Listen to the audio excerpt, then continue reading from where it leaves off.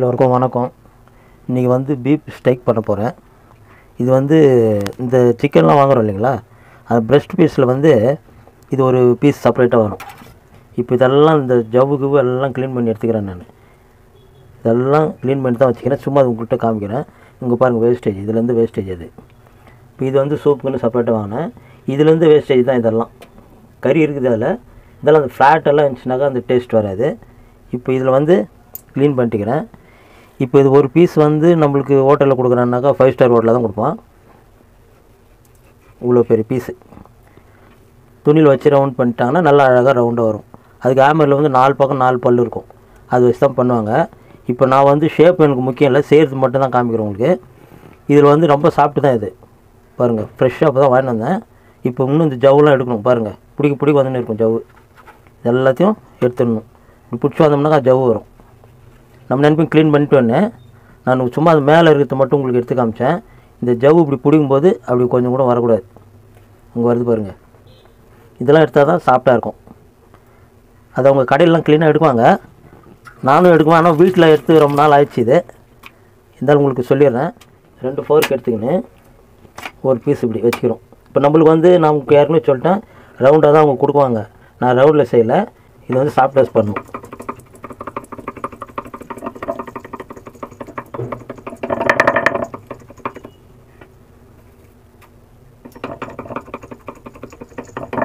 இது இப்படி பண்ணாலுமே ஃபுல்லாக சாஃப்ட் ஆகிடாது. அது அந்த ஹேமரில் தான் வச்சு அடிக்குவாங்க பாருங்கள். அப்படியே பஞ்சு ஆகிடாது. அது துணியில் வச்சு தான் அடிக்கிறது. நான் யார்ட்டாவது இல்லை ஒரு டைம் வேணால் வாங்கலான்னு ஐடியா பண்ணிக்கிறேன். இப்போ இதுமாரி பண்ணிட்டோம்னா நம்மளுக்கு வந்து சாஃப்ட்னஸ் கொடுக்கும். அப்புறம் அது என்ன பண்ணணும், கத்தியால் வச்சு அடிக்கணும். அந்த பட்டை கத்தியால் அடிக்கணும். இது வந்து சீக்கிரம் வந்துடும்.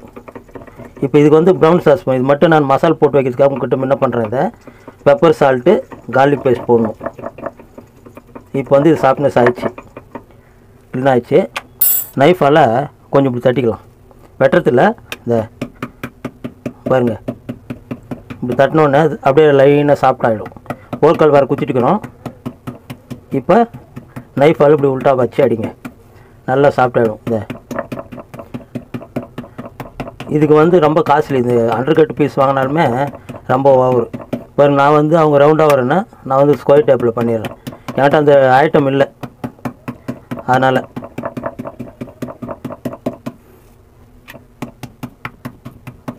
இது போதும் இவ்வளோ சாஃப்ட்னஸ்ஸு.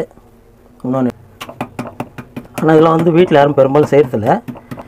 நீங்கள் பணக்காரங்களாம் செய்து சாப்பிடலாம். ரொம்ப சாஃப்டாக இருக்கும். குக்குங்க தான் வச்சுன்னுக்கிறீங்களா எல்லாம் வீட்டில். இது ரொம்ப ஸ்பெஷலு. பீஃப்லேயே வந்து ஒரு அண்டர்கட் வந்து பெரும்பாலும் நம்ம வீட்டு லைன்லாம் கொடுக்குறது. ஏன்னா ஹோட்டல் லைன் விற்றாங்கன்னா அவங்களுக்கு ஒரு கேஜி 1000 ரூபா, 2 கேஜி விற்றுனா 2000 ரூபா. அந்த கணக்கு. மசாலா போட்டு வச்சுட்டு கொஞ்ச நேரம் ஊறி நின்றுச்சுன்னா அப்புறமா நம்ம இதுக்கு ஐட்டம் சைட் டிஷ் வந்து வச்சுக்கிறேன் பாருங்கள். இது வந்து பொட்டேட்டோ வெட்டி வச்சுக்கிறேன். பாயில் பண்ணோம். இருந்தாலும் கட் பண்ணி வச்சாலும் உங்களுக்கு கொஞ்சம் ஈஸியாக இருக்கும் காமிக்கிறதுக்குன்ட்டு. இது வந்து ப்ரோக்கலி வாங்கி வந்து வச்சுக்கிறேன். இன்னும் வைக்கல, எதுவும் வச்சு தான். கேரட்டு, பீன்ஸு, இவ்வளோ போதும். ஒரு பிளேட்டுக்கு இதே ஜாஸ்தி. நான் 2 பீஸ் வச்சுக்கிறேன் இல்லையா, 2 பீஸுக்காக இதில் இது பாதி, அதில் பாதி, அப்படி போட்டு இது உருளைக்கிழங்கு கம்மியாக தான் வச்சுக்கிறேன். ஒரு கிழங்கு தான். இது பாயில் பண்ணிட்டு அவர் பண்ண சொல்கிறேன். இதுக்கு என்ன பண்ணலாம், அந்த 2 பீஸ் தகுந்த தான் மசாலா. ஃபஸ்ட்டு கொஞ்சம் ஆயில் ஊற்றிக்கலாம். ஆயிலு, பிளாக் பெப்பர் கொஞ்சம் நிறைய போட்டுங்க. ஒரு பெரிய ஸ்பூன் கணக்கு எக்ஸ்ட்ராவே. ஒயிட் பெப்பர் போடக்கூடாது, பிளாக் பெப்பர் போட்டால் தான் அது கொஞ்சம் ஃப்ரை ஆக டேஸ்ட் கொடுக்கும். சால்ட் போட்டுக்கலாம் ஒரு ஸ்பூனாக. ஒரு பத்தல்னாக்கா நம்ம போட்டுக்கலாம். இதுக்கு வந்து கான்டினென்டல் மசாலானா இதில் தான் பெப்பர் சால்ட். இதில் அஜினோமோட்டோலாம் வராது. Ginger garlic paste 1 spoon. இன்னும் அந்த நம்ம இது பண்ணும்போது அதுக்கு வந்து நம்ம கார்லிக் போட்டு தான் ஃப்ரை பண்ணுவோம். ஒயிட் சாஸ் பண்ணும்போது இதுக்கு வந்து ப்ரௌன் சாஸ் பண்ணணும். ஒயிட் சாஸ்னால் வேறு இதில் வருது, இது ப்ரௌன் சாஸு. உப்பு போட்டுக்கிறேன், எண்ணெய் போட்டுக்கிறேன், கார்லிக் போட்டுக்கிறேன், பெப்பரு, ஆயில். இவ்வளோ தான் இதுக்கு மசாலையே. இதில் லைம் கிம் ஒன்றும் போடணும் அவசியம் இல்லை. இந்த ஸ்டேக் இதில் போட்டுடலாம். அருண் சார் கேட்டுக்கிறீங்களா? எப்படி அருண் சார்னு ஒருத்தர்கிட்ட சொன்னேன் இந்த டிஷ்ஷு போடணுன்னு. அவர் ஃபேமிலியோட தான் பார்க்குறாராம். இப்போ அவருக்காகவே இந்த டிஷ்ஷு பண்ணுறேன். நான் எடுத்துன்னு போய் கொடுக்கலாம் கூட அவர் ட்ரை பண்ணுவார் இல்லைங்களா. சோயா சாஸ் அதுன்னு எதுவுமே ஊற்றலை. இது வந்து அவ்வளோதான். மசாலா பாருங்கள், நல்லா வேறலே உள்ளே போகும். என்ன நல்லா சாப் பண்ணிக்கிறோம். இது செப்பரேட்டாக வச்சிடலாம். போட்டு மூடி போட்டு வச்சிடறேன். கொஞ்ச நேரம் ஒரு 15 நிமிஷம் ஒரு நாளுமே இந்த மசாலாலாம் அதில் வச்சுருக்கோம். பூண்டு வந்து ஒரு பூண்டு நசிக்குங்க. இதில் வந்து கொஞ்சம் எண்ணெய் ஊற்றிக்கலாம். ஜாஸ்தி வேணால் ஒரு 2-3 ஸ்பூன் கணக்குக்கு பூண்டு முன்ன போட்டுடலாம். ஏன்னா முன்ன பற்ற வச்சுட்டுங்க போட்டுடலாம். நல்லா வதங்கிட்டோம். பெப்பர் கொஞ்சம் போடுறோம் பாருங்கள். நல்லா ஒரு ஸ்பூன், பெரிய ஸ்பூன் கணக்கில் பெப்பர். வாசனை இங்கே கொடுக்குது. வெறும் காலி தான் முன்ன போட்டு வதக்கணும். ப்ரௌன் சாஸுக்கு தான் இது செய்கிறது. போன் வச்சுக்கிறேன் இல்லைங்களா, அந்த போன் வந்து இதில் போட்டுறேன். போன் அதுக்கு தான் வாங்கிட்டு வந்தேன். இப்போ இந்த போன் வந்து இதில் போட்டுறேன். சிக்கனுக்குன்னா சிக்கன் போன் போடலாம். இது வந்து பீஃப்ன்றது பீஃப் போன் தான். சிக்கனு ஸ்டேக் பண்ணும்போது சிக்கன் போன் தான் போடணும். இப்போ இது வந்து நல்லா ஃப்ரை ஆகிட்டு அந்த வாசனை வரும், கீரை வாசனை வர மாதிரி வரணும். வர நேரத்தில் மைதா கொஞ்சம் போட்டு அதை எடுத்து கொஞ்சம் மைதா போடணும். அப்புறம் அது தண்ணியில் கட்டிட்டு சாஸ் எடுத்து அது கொஞ்சோண்டு பெப்பர் சால்ட்டு பார்த்துன்னு சோயா சாஸ் போட்டால் ப்ரௌன் கலர் ஆகிடும். சாஸு தான் ப்ரௌன் சாஸு. இது வந்து கொஞ்சம் நல்லா தண்ணி ஊற்றாத இதில் வறக்கணும். அந்த சூப் கப்பெல்லாம் விட்டு பேஸ்ட் ஆகிட்டு பிற்பாடு அந்த மைதாவில் வரும் அந்த டேஸ்ட்டு. இப்போ வந்து இது அடி பிடிக்காத அளவுக்கு இப்போ நம்ம ஃபுல்லாக ஃப்ரை பண்ணணும். ஆனால் ஃபுல்லு ப்ரௌன் ஆகணும். இது பிளாக் கலர், இந்த ஒயிட் வந்து பிளாக் கலர் ஆகுதுன்னு இது ஃப்ரை பண்ணணும். இப்போ பாருங்கள், இந்த கார்லிக் எல்லாம் நல்லா ஃப்ரை ஆகி தீர மாரி இருக்குது. இப்போ இந்த ஃப்ளாட்டு வந்து இதில் இருக்கிறது தான் இருக்குது கொழுப்புங்க. இப்போ வந்து இன்னும் விட்டால் தீஞ்சிடும். நான் ஸ்லோ பண்ணோம். அடியில் நல்லா அடி பிடிக்குது. ஒரு கிளாஸ் கிட்ட தண்ணி ஊற்றிக்கிறேன். இன்னும் ஊற்றிடுறேன். இப்போ இந்த தண்ணி ஊற்றிட்டு பிற்பாடு இது கொஞ்சம் நேரம் கொதிக்கிட்டோம். கொச்சிச்சுன்னா நம்ம இந்த சூப்பு தண்ணி எடுத்துக்கலாம். இதுக்கு வந்து ஆக்சுவலாக இந்த இதில் வந்து செலரி போடுவாங்க. செலரி போட்டு தான் அது பண்ணுவோம். நல்ல வாசனை கும்மாய்க்கும். செலரி வந்து நான் வாங்கிட்டு வரல. நேராக வீட்டுக்கு அது போய்ட்டு செலரி ஒரு கட்டு கொடுத்து வேஸ்ட் பண்ணுவேனே அப்படின்ட்டு. இப்போ இது 2 நிமிஷம் கொதிக்கும் பாருங்கள். கலர் வந்து ப்ரௌன் சாஸ்ன்றோம் இல்லைங்களா, இது இதில் தீஞ்சி ஆனாலுமே இது ப்ரௌன் சாஸ் ஆகிடுது. இப்போ இதுக்கு வந்து நம்ம சோயா சாஸ்லாம் ஊற்றின அவசியம் பாருங்கள். கலரு இதுதான் ப்ரௌன் சாஸு. ஒயிட் சாஸ்ன்றது இது தீய விடக்கூடாது. இது வந்து ஃபுல்லாக கொச்சிச்சு. இப்போ இது கொஞ்சம் நேரம் கொச்சினதுன்னா நம்ம இது வடிகட்டி எடுத்துன்னு அப்புறம் மைதா போட்டு சாஸ் ரெடி பண்ணிக்கலாம். இப்போ பாயில் வெஜிடபிள் போட்டுக்கிறேன். இதில் வந்து என்ன கொதிக்குது வேணால் போடும்போது உங்களுக்கு காமிக்கல. கேரட்டு, பொட்டேட்டோ, பீன்ஸ் வந்து ஆஃப் பாயிலில் இருக்கும். இது வந்து ஒரே டைமில் போட்டுருக்கிறேன். நம்ம வீட்டுக்கு போய்ட்டுனா இங்கே பாருங்கள் சாஸ் வந்து கொச்சிச்சு. இப்போ வந்து வேறு இந்த சோயா சாஸ் அது இதெல்லாம் ஒன்றும் போடல. இப்போ இந்த 2 கிலோ சாஸுக்கு இது தண்ணி கம்மியாகிடும். இதை வந்து ஆஃப் பண்ணிடுறேன். நான் இதை வந்து ஸ்ட்ரெயின் பண்ணிவிட்டு காமிக்கிறேன். இன்னும் கொஞ்சம் நேரம் பெப்பர் இதில் வந்து வெறும் சால்ட் போட்டுக்கிறோம் பாயில் பண்ணுறதுக்கு. இது நான் ஃப்ரை பண்ணும்போது காமிக்கிறேன்.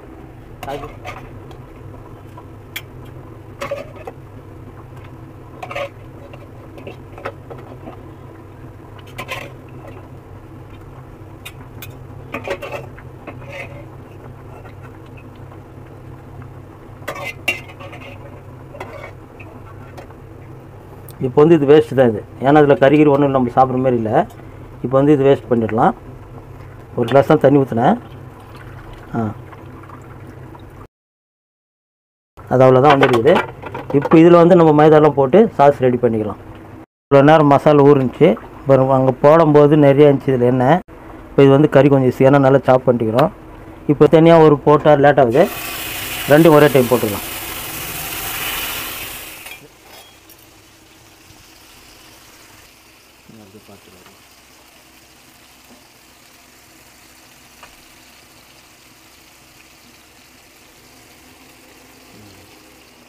Boil vegetable ready.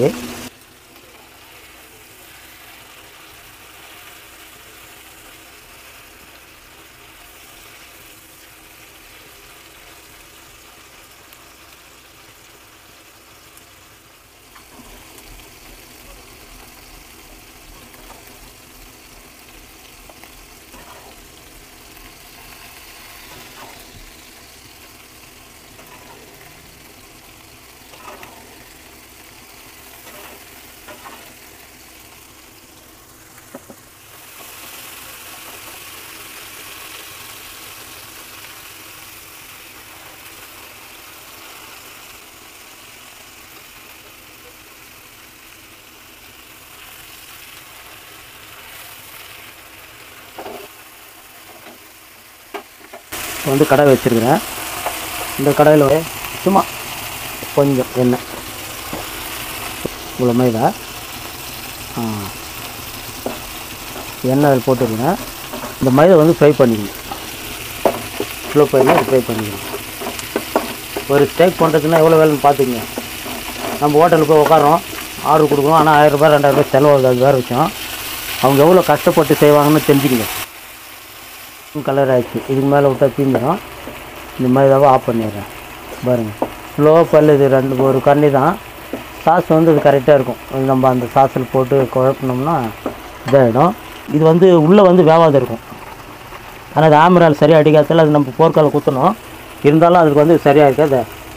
தண்ணி ஊற்றிடுறேன். இப்போ இந்த மசாலுக்கு வந்து இதிலே அப்படியே வேகட்டும்.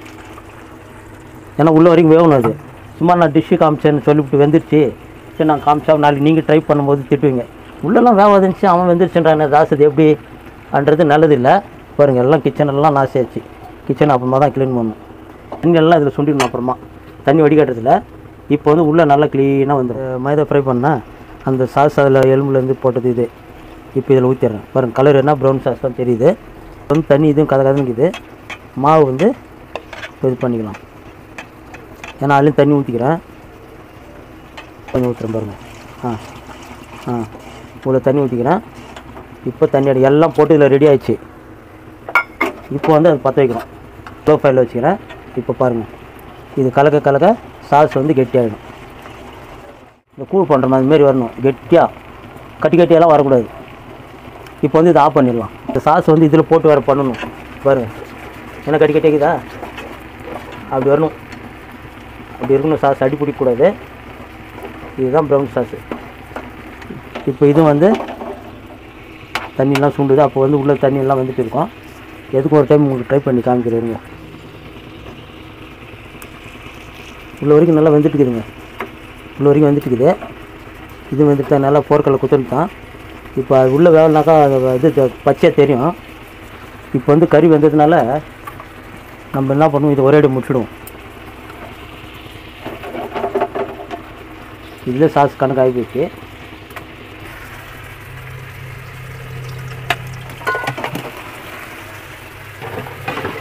இது வந்து ஒயிட் பட்டர் போடணும்.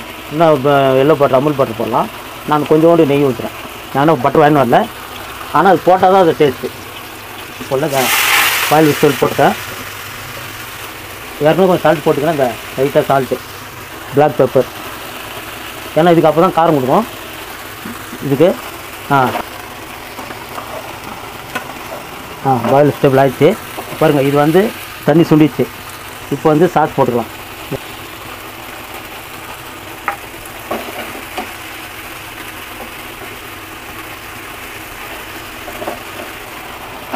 பாருங்கள், கிச்சன் என்ன லெவலில் இருக்குதுன்னு தெரியுதுங்களா? எவ்வளோ டெய்லி துடைப்பேன். இன்றைக்கி பாருங்கள் எந்த லெவலில் இருக்குதுன்னு. இதெல்லாம் ஹோட்டலில் செய்கிற வேலை. இதெல்லாம் வீட்டில் ட்ரை பண்ணிவிடுவோம் அப்படின்னு தான் பண்ணிக்கிறேன். சரி, சாஸ் மட்டும் கொஞ்சம் செக் பண்ணிக்கிறேன். ஏன்னா இதில் வந்து பெப்பர் சால்ட் என்னென்ன இருக்குதுன்னு பார்த்துக்கலாம். உப்பு கம்மியாகுது. இருந்தாலும் உப்பு கம்மியாகுது. கொஞ்சம் உப்பெல்லாம் போட்டு இதில் இது பண்ணிக்கலாம். இது நம்ம வீட்டில் இருக்கிறவங்களுக்கு பிடிக்குதோ பிடிக்கல தெரியாது. ஆர்டர் வந்து இது நல்ல டிஷ்ஷு. இது வந்து நீங்கள் வந்து ட்ரை பண்ணணும். உப்பு தான் கம்மியாகிடுச்சு. உப்பு போட்டுக்கிறேன். இப்போ இந்த கிச்சன் க்ளீன் பண்ணுறது தான் பெரிய மேட்டர்னு நினைக்கிறேன்.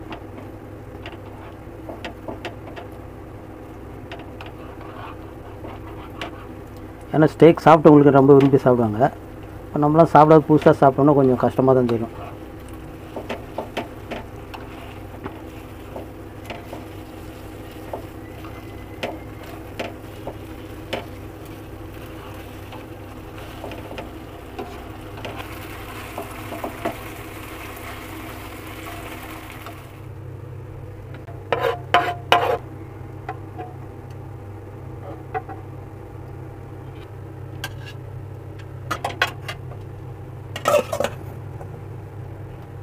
இது பார்க்குறதுக்கு வந்து ஏதோ தெரிகிற மாதிரி தெரியுது.